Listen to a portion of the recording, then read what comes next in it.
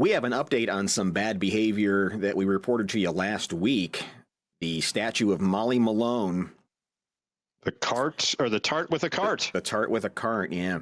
Over in the UK, who was, as you can see, people just couldn't help themselves. But honk, honk. Yeah, they saw her and they went, you know what? There's nothing I can do here. I gotta just rub. And they did. And rub they did. And then there was a person in college that said, hey, we need to do something about this. She wanted him to raise the statue higher so that the breasts weren't as accessible to people. So yeah, she went to the city council and said, you got to do something. And they were talking about raising the statue. And they said, no, that might be risky, fall over, make it, or people would be climbing up Molly Malone just to rub her boobs and it would just make it worse. So their solution is to place a steward stationed next to Molly Malone to discourage people from touching it.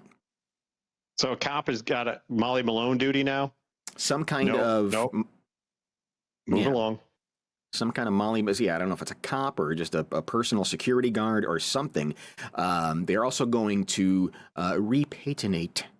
recover the parts of the statue that have become discolored by the touching. Dublin City Council do not want anyone to touch any work of art, whether indoor or outdoor, to avoid damage and costly repairs. The low plinth height and space around the statue allows crowds to congregate easily, and the Molly Malone statue feature is a feature of tours given by guides, and people just can't help themselves, and so they're going to try for a week to put a steward out there. For a week? Great. Yeah. So for a week, no one's going to do anything, and then when that steward leaves, it's going to be honk honk time again, especially if you repaint it. Yeah. I know. Now people have more work to do. Right, exactly. And so they're going to maybe put a plaque up there explaining who Molly Malone is, maybe making it not so tempting to rub her breasts. I don't know. If someone can rip Paddington in half, they sure as hell aren't going to give a damn about Molly Malone and her jugs. Yeah, I can't imagine that would be sufficiently discouraging. I mean, you can't be out there 24 hours a day, can you? Is that what they're going to do? I mean, you can do 8-hour shifts. You can hire 3 stewards. But if you're already telling people it's going to be a week, then people just aren't going to honk for a week. And once those stewards are gone, then they're going to come back with a vengeance.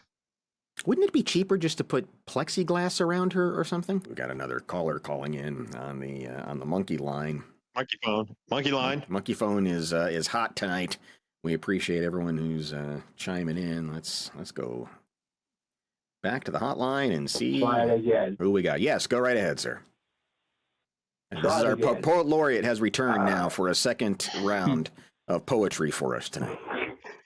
I think everybody knows that we all rub Lincoln's nose, but it might be that it's to just rub her tits.